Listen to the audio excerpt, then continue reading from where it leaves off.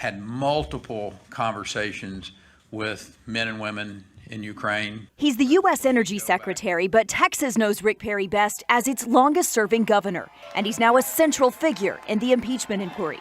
Secretary Perry, Ambassador Volker, and I worked with Mr. Rudy Giuliani on Ukraine matters at the express direction of the President of the United States. We did not want to work with Mr. Giuliani. Simply put, we were playing the hand we were dealt. Perry announced his retirement 3 weeks after the inquiry began. If you would please rise and raise your right hand. Under oath, the ambassador to the European Union said Perry was among several people high in the administration who knew Ukraine had to announce it was launching multiple investigations in order to gain access to President Trump. We all understood that these prerequisites for the White House call and the White House meeting reflected President Trump's desires and requirements. Gordon Sondland testified he presumed that if Ukraine didn't announce those investigations, it also wouldn't get almost $400 million in congressionally approved military aid. But the president never explicitly told him that. I just said, what do you want from Ukraine? I may have even used a four-letter word. And he said, I want nothing. I want no quid pro quo. And that's what Republicans jumped on. You really have no testimony today that ties President Trump to a scheme to withhold aid from Ukraine in exchange for these investigations. Other than my own presumption. Which is nothing. My colleagues seem to be under the impression that unless the president spoke the words, Ambassador Sondland, I am bribing the Ukrainian president, that there's no evidence of bribery. Now, Sondland said that Rick Perry took the lead working with Rudy Giuliani. But while he was still testifying, the Energy Department put out a statement saying that was a misrepresentation. Also in Austin today, President Trump said not only did he win today, but he said the impeachment inquiry should now be over. Chris? With just a few weeks left on the job, Energy Secretary Rick Perry is trying desperately to get out the door of the Trump administration untouched by serious scandal. But unfortunately, he is up to his neck in all this Ukraine stuff. Do you remember when Gordon Sondland volunteered that the White House's Ukraine policy was being run by the Three Amigos? We have what are called the Three Amigos, and the Three Amigos are Secretary Perry, again, Ambassador Volker, and myself. And we've been tasked with sort of overseeing the Ukraine-U.S. relationship between our contacts at the highest levels of the U.S. government and now the highest levels of the Ukrainian government. So Kurt Volker, former special envoy to Ukraine, EU Ambassador Gordon Sondland, and Rick Perry, the Three Amigos. Now, two of those amigos have already been deposed by investigators in the impeachment inquiry. Volker even handed over those infamous text messages that detailed the extortion scheme. Sondland testified and then revised his testimony to all but admit to the same scheme. Perry is denying in the press he knows anything about all that, but as of now, he isn't willing to say that under oath before the impeachment inquiry. So what does Rick Perry know about the Ukraine extortion plot? That is just one question for him. Another one is, what was Rick Perry doing helping to essentially land a lucrative deal for his own donors with the Ukrainian oil and gas company? According to a really wild new report from the Associated Press, quote, Ukraine awarded the contract to Perry's supporters little more than a month after the U.S. Energy Secretary attended Zelensky's May inauguration. Also, a document shows that the only competing bidder, known by the acronym UGV, offered more than $60 million for the first phase of the project, compared with $53 million, that would be less, from Perry's supporters. With more how much more weight this adds to Perry's role in the Ukraine scandal, I'm joined by Desmond Butler, one of the reporters who broke that AP story. All right, Desmond, so we know that Perry goes and he's part of the official delegation in May to the inauguration of Zelensky, and he meets with Zelensky, and it's established by everyone that they talk energy policy, right?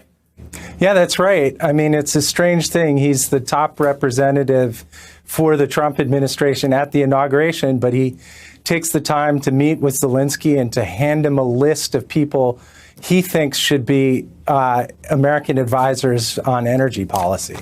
Including people that he thinks should be on the board of their natural gas company, or is just advisors? I've seen it sort of phrased both ways. Well, there's a supervisory board that really came from Western pressure to clean up the gas company. And he's was apparently suggesting that the whole board should be replaced. He's suggesting some people who should be on it. And at one point, he apparently indicated that there should be a representative who's good in Republican circles. And these are people, some of those names, these are people that Perry has known for a long time or sort of longtime supporters of his.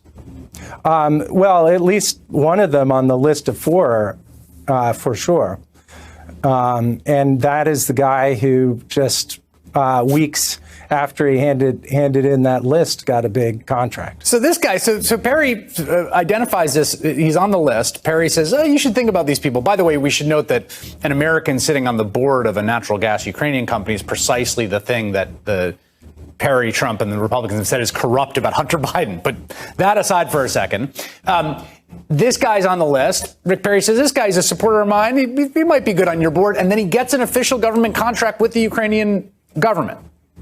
Right. And according to Perry's office, he was promoting American business, not anyone in particular, and had no role in that contract awarding. We should say that Perry, we know, was very involved in Ukraine policy. That's not contested, obviously. He has very much denied that he played any specific role in enunciating the terms of what we've seen in the phone call. I want to just play his denial of that. Take a listen. Not once, as God is my witness, not once was a Biden name, not the former vice president, not his son, ever mentioned. Corruption was talked about in the country, but it was always a relatively vague term of, the oligarchs and this and that and what have you.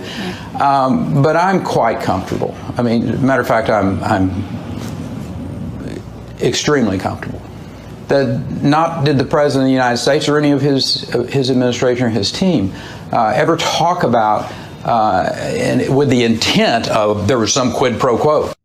That may be not. That was from October 7th, so he hasn't had time to revise that. But what do we know about the extensiveness of Perry's communications with folks on the Ukrainian side? Well, I mean, that's his story, that he never heard the word Burisma. Vindman's testimony contradicted that, as I understand it. That Vindman says that Perry actually was involved in specifically citing Burisma. That he was in a meeting in which it was discussed at the White House. That's how I read it. And Perry's presence in that meeting is part of a larger involvement, obviously, in Ukraine policy, which has been accounted for under oath by the two other people that had similar roles, but not by Perry, obviously. Right, correct, because he hasn't agreed to testify. All right, Desmond Butler, thank you so much for joining us. And meanwhile, the president's being impeached. and it is clear from the Democratic majority in the House, whenever you can get them to talk about their overall strategy for the Trump impeachment, it's clear that they are trying to, keep it short, keep it simple, get it done fairly quickly. But it's funny, the more witnesses come forward and the more we learn about the scheme for which the president is being impeached, it seems like there's more for the administration to worry about every day. And the more people associated with this administration are learning they may need to worry about whether they themselves are going to be on the hook here. Take, for example, recently mysteriously resigned U.S. Energy Secretary Rick Perry. About a week ago, the Associated Press had what I think was an underappreciated bombshell, underappreciated big scoop about Trump Energy Secretary Rick Perry.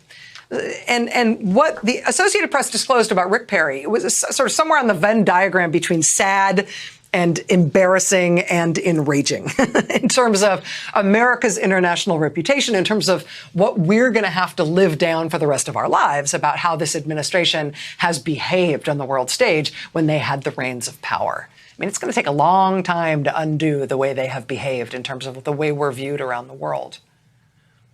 When the people of Ukraine elected themselves a young, new, outsider, reformist president earlier this year, and the inauguration for that new young president was scheduled for May, We now know, thanks to the White House releasing notes from the first congratulatory phone call from President Trump to that new president, we now know that that new president in Ukraine, Volodymyr Zelensky, explicitly and somewhat insistently told President Trump that he really wanted President Trump himself to come to that inauguration, to show American support for Ukraine, to show that the American government would stand shoulder to shoulder with the new government in Ukraine, to bolster the standing of that new president, to make clear that Ukraine still had a rock-solid relationship with us, with their most important ally and their most important military benefactor in their war against Russia.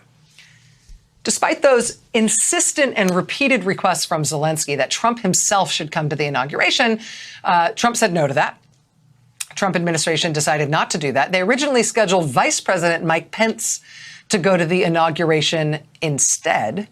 We now understand from testimony to the impeachment inquiry that somewhat inexplicably, sometime between late April and mid-May, even though Vice President Pence had been scheduled to go to the inauguration and he was making plans to go and it all seemed like everything was on track for that, for some reason, without explanation, President Trump changed his mind and cut that off and told Vice President Pence that no, he would not be allowed to go to that inauguration. We still don't understand why.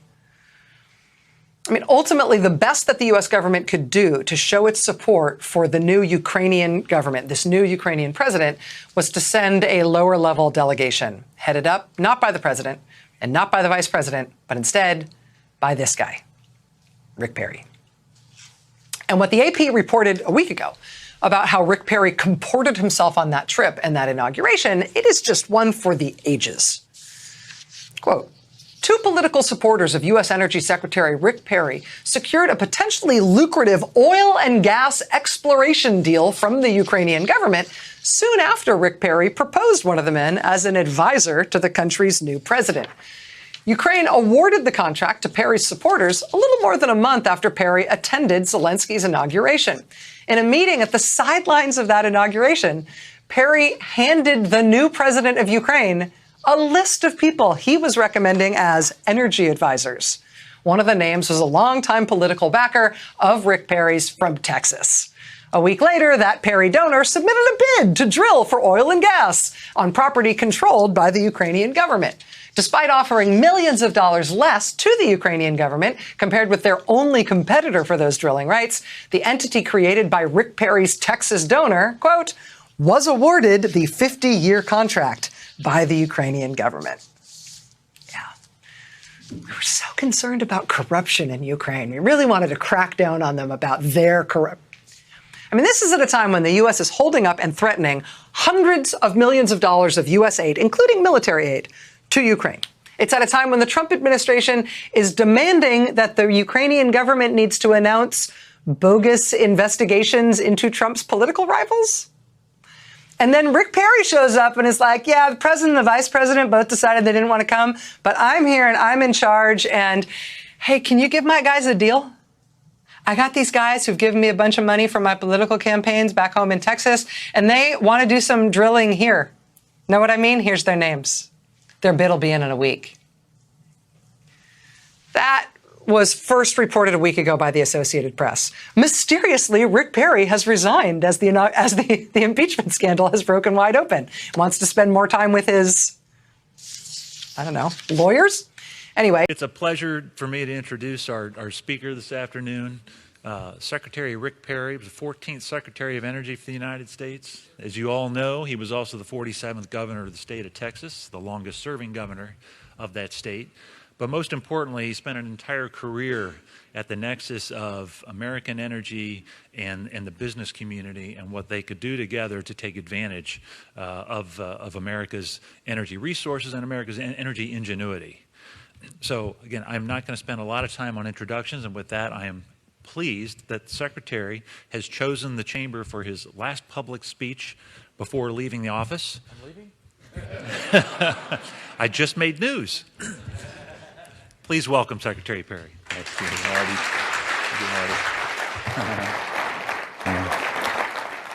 Marty. Marty, thank you very much. I was just telling the kids backstage this kind of humorous joke about a guy who was not a good boss. I guess he was a really hard guy to work for, and anyway, and he had finally made the young person that he'd worked with so mad that he'd quit. And this guy was really demanding. And anyway, this young person was in charge of putting the speech together for this big, important speech that this self-important guy was giving. And anyway, he grabbed the thing and ran out on the stage and opened it up, and it said something like, "To hell with you, I quit. You're on your own." So fortunately, that's not hopefully what this speech says here. So that's the last one. But anyway, Marty, thank you. It's awfully good for me to be back to the chamber. We were here just before, and to address the business leaders, and particularly those of you who have invested in America's energy future. I always like to remind people that while Washington sets policy for the nation, those goals can only be achieved when it treats you as a senior partner, as an equal partner. You drive our progress. And as I conclude my time as the Secretary of Energy, I believe that is more true than it's ever been from the standpoint of what I've seen, what I know, and working with the private sector in particular. And I am just delighted when I look back over the last years at the progress that we've made together. I think it's important for us to appreciate what we've done together, how far we've come. We kind of need to step back and remember where we once were. As I was a young man transitioning out of the United States Air Force into the private sector in the mid-1970s, the Department of Energy was just opening its doors in 1977. It was 4 decades ago. America was producing way too little energy at home. We were importing way too much from other places around the world, and in some cases, places that weren't particularly friendly to the United States and our values. And as a result, some of you in here are old enough to remember gas lines and the things that we saw out there. Gas lines were up and unemployment was up. At that time, the conventional wisdom from Washington was pretty clear. Americans were told that the age of abundance and affordability were over. We were told that we could no longer produce enough energy. We could not sustain the way of life we had had in the past. We were told that even if we could sustain that, it would do irreparable harm to our environment. And so they were told to trim their sails, tighten their belts, buy a sweater, downsize your dreams, and let government regulate this scarce supply. But in their short-sighted deliberations, they forgot something that was blindingly obvious. They forgot about our country's history of expanding supply, of changing entire economic landscapes, of doing it through this phenomenal power that we call innovation. They forgot how only 30 years before this period in our history, we had split the atom. 20 years after that, we had put a man into space, and 9 years after that, an American walked on the surface of the moon. But I'm proud to say there were plenty of Americans who didn't forget that. And while Washington continued to work against them, something refreshingly different was happening in many of our states and in the private sector. In places like my home state of Texas, taxes were being reduced and regulations were being reined in.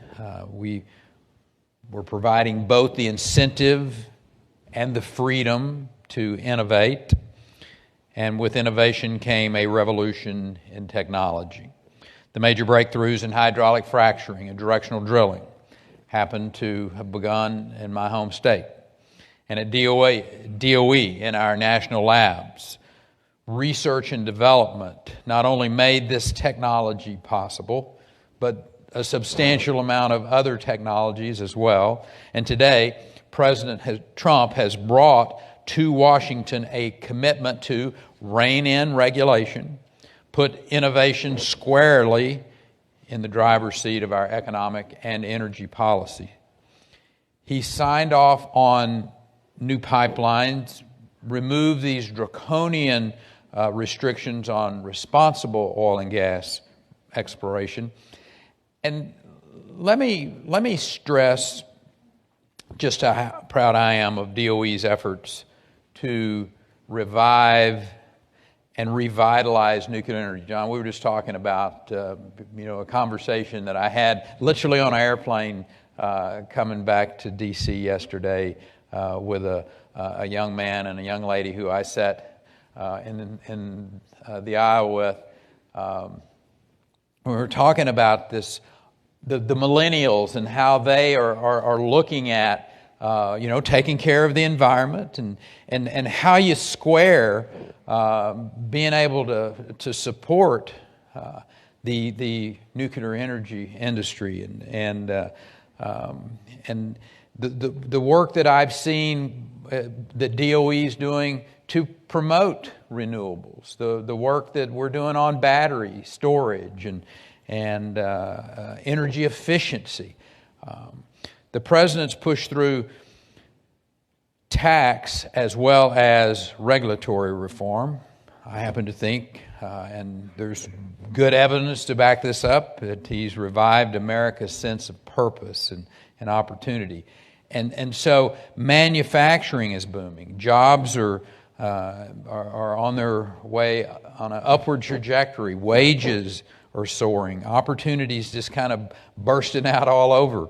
And America's in the midst of a truly historic energy revolution. Fossil fuels to renewables, supply has risen, costs have fallen, efficiencies are being seen to increase, and energy diversity is expanding. The United States is now producing its energy more abundantly, more affordably, more cleanly, more efficiently, and I might add from a wider range of sources than anyone ever predicted just a few years ago. I remind people, I said, 15 years ago they told us we'd found it all. There wasn't any more energy to be produced. Conventional wisdom said. Conventional wisdom was radically wrong. Today, we are the world's second biggest generator of wind and solar energy. We are number one in producing oil, producing more of it than Saudi Arabia. We're number one in the world in producing gas, producing more of it than Russia. Today, the world's seeking our energy leadership and innovation, and we're providing it. We are now sharing our energy bounty with the world. And by doing so, we're changing the world. In the blink of an eye, we've become a net exporter of natural gas, exporting our LNG to 36 countries, spanning 5 continents. By next year, we'll become a net energy exporter as well. And we are poised to export the technology that unleashed our bounty in the first place. From oil and gas to nuclear technology. No matter which resource of technology we offer, we are paving the way towards liberating our democratic friends and allies from dependence on dictatorial nations that wield their power as a geopolitical weapon. We'll help our friends increase their energy security. We'll strengthen their economic security. We'll bolster their national security. Now, granted, it's not going to happen overnight. As everyone in this room knows, our businesses face blatantly unfair competition from the Kremlin and from China. which are engaged in efforts to make entire continents economically dependent and politically subservient to their ways and their will.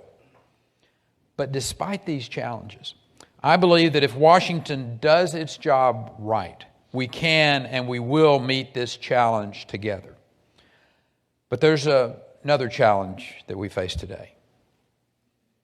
And we stand at this critical crossroads with one road leading to an unprecedented new wave of innovation, the other leading to a catastrophic return to overregulation. The first road is being paved by an already emerging revolution in artificial intelligence. Through AI, our Department of Energy and its national labs are on a path to revolutionizing every part of the energy landscape, from exploration to development to delivery. And to that end, I'm pleased to announce today, Marty, we are going to make a little news, that DOE is committing $20 million for projects through its ARPA-E program to drive early-stage innovation in AI and machine learning. And then there's the other road, in the name of clean energy. Some are proposing to regulate every source besides renewables completely out of existence. The irony is that through innovation, we are already making our energy cleaner. We're producing those zero-emission renewables and more low-emission natural gas than ever before. We're making our coal cleaner than it's ever been. We've driven down mercury and other emissions to historically low levels. And we'll make greater reductions through carbon capture utilization and storage technologies. And as we revitalize these zero emissions nuclear energy projects that we have through advanced reactor technologies, we're going to drive down emissions in our energy mix even further. And that's precisely why the same country that leads the world in oil and gas production leads all nations, including every signatory of the Paris Accord, in reducing energy-related emissions. That's right. The United States leads all countries in the reduction of those energy-related emissions.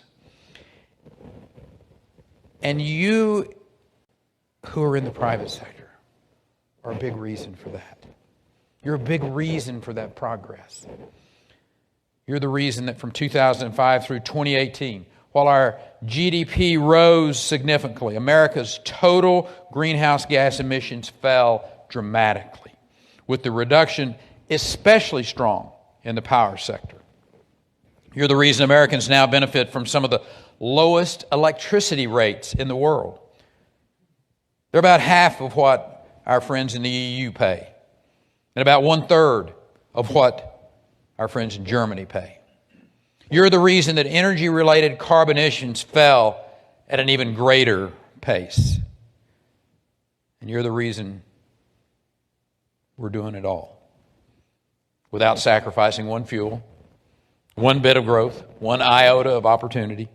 For those who would abandon the spirit of innovation, ban all fuels besides renewables, here's some tough questions for you. What will you say to the unemployed Americans from the Appalachian region who are about to find well-paying jobs in our LNG export boom and a petrochemical industry that's making a remarkable comeback? Thanks to lower energy costs from that same shale revolution, the President's Council of Economic Advisors' recent report notes that U.S. customers now save more than $203 billion a year, $2,500 every year for a family of four. What are you going to say to those consumers? Thanks to that same revolution, the CEA report notes that from 2005 to 2017, U.S. energy-related greenhouse gas emissions were lowered by 9%. How do they square their support for the environment with advocating a ban on fuels that are making it cleaner? The world's two most reliable 24/7 fuels are nuclear and coal, both of which they want us to ban. What will they say to the world's poorest people, those who don't even have a light bulb, who've never had one iota of light artificially brought into their villages? What do you say to those world's poorest people when those same fuels could bring them reliable, life-saving, life-changing electricity for the first time ever? So as we approach this crossroads, it's certainly my hope that our country chooses wisely. It's my hope that we choose the proven path, the path that ignites prosperity, that ignites and liberates the innovation in nations and empowers people everywhere. It's my hope that we choose the path of innovation, just like Americans always have. The surest path to a more abundant, affordable, clean energy future for America and for the world. Thank you.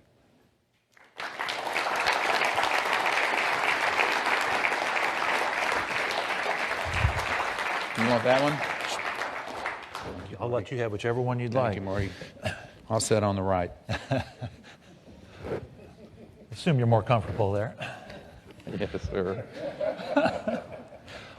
Thank you very much for your comments. You're welcome. And we have time for just a couple of questions Great, here I'd like perfect. to ask you.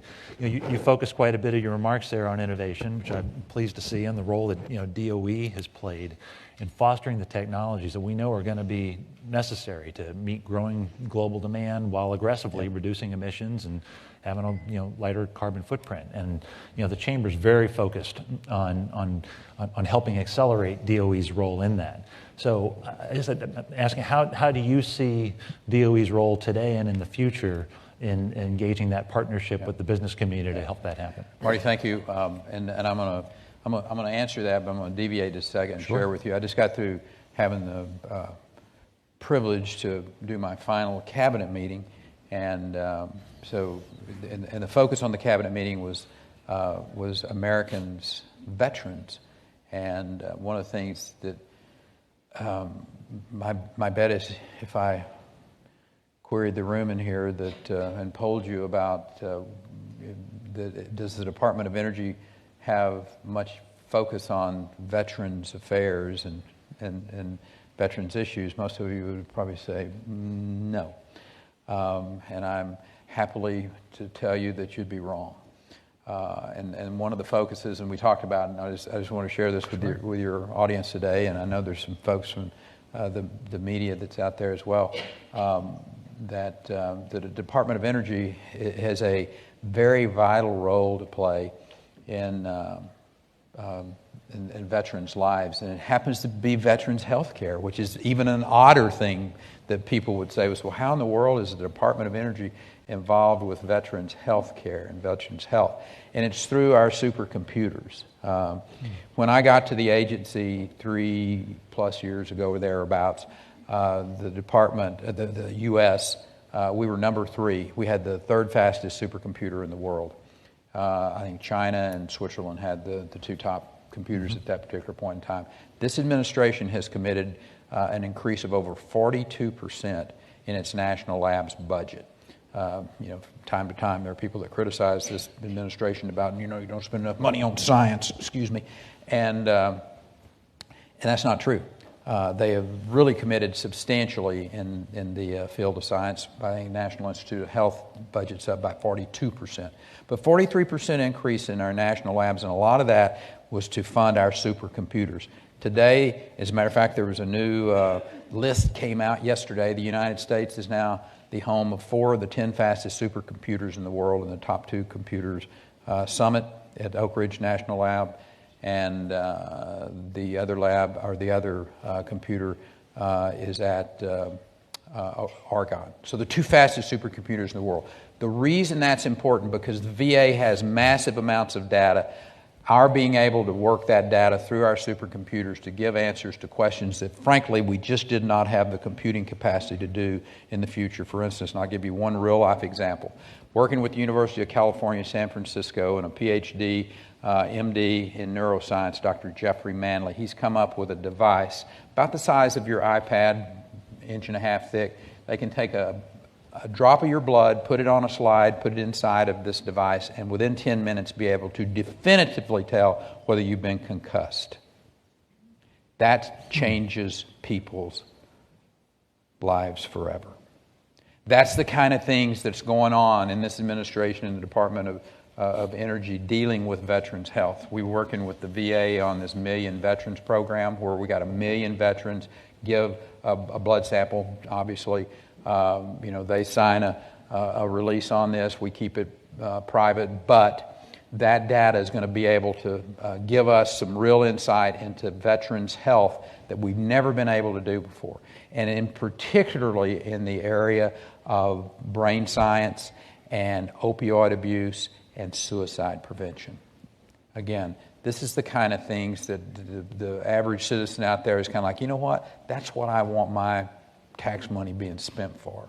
And I'm proud to have been a part of that. And it all goes back to this whole thing about innovation, in which we'll circle back around and answer your question about where we're really focused and some of the things that we've done new that fit into this area of innovation. We created a new chief commercialization officer, where we do these X labs now. We go to our national labs. The private sector comes in. We're really focused on the ability for government and the private sector to partner together.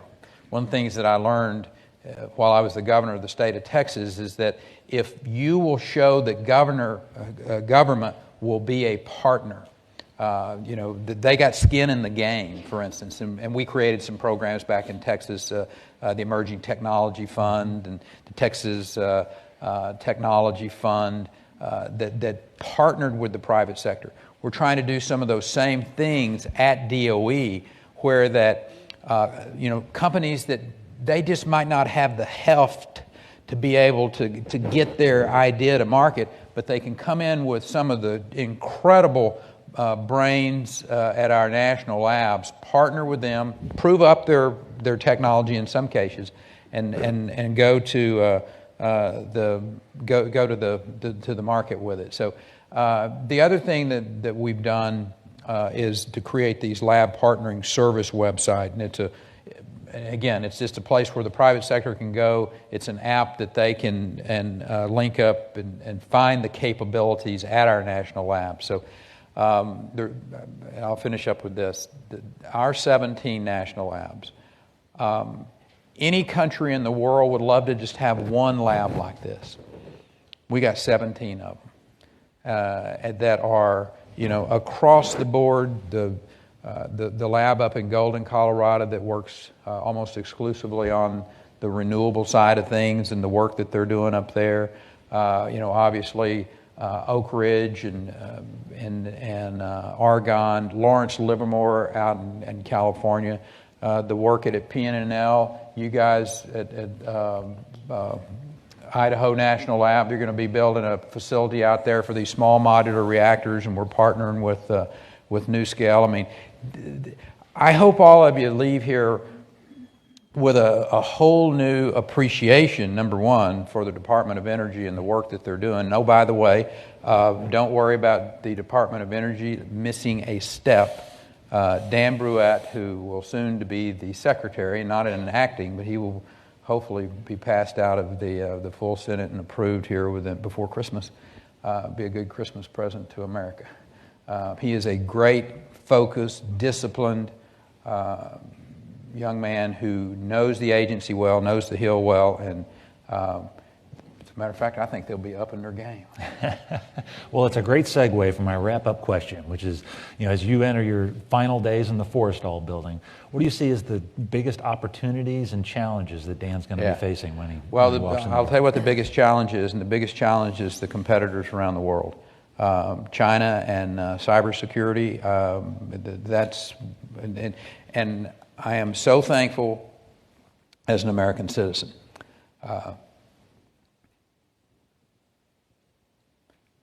that this administration understood the importance of funding our cybersecurity, and we stood up an Office of Cybersecurity and Emergency Response, which is called CSER, S-E-S-E-R, and the administration analyzed and saw that America's ability to protect our electrical grid from these cyber attacks that are going on, I will suggest to you, is both the greatest opportunity for us, because it's going to be in America's, in a partnership with America's private sector, our national labs, with DARPA, our friends over at the DOD that we're working with on cybersecurity, that we're able to deliver the tools to our allied partners around the world. I think that's the greatest opportunity for us to be able to maintain our position, to maintain the safety, security of our SCADA systems and our electrical grid, etc. It's what I worry about. We can't fall behind. This race that's ongoing about supercomputing.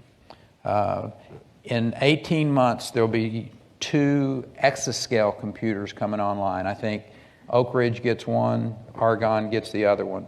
They will be 30 times faster than the fastest supercomputer in the world today, which we operate. 30 times faster. That's in 18 months. And the race is on, though. The Chinese are spending massive amounts of money to be able to get to quantum. And here's what I'll wrap up with. Whoever gets to quantum first wins. Thank you.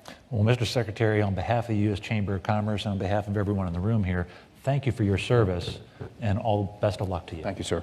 Thank you,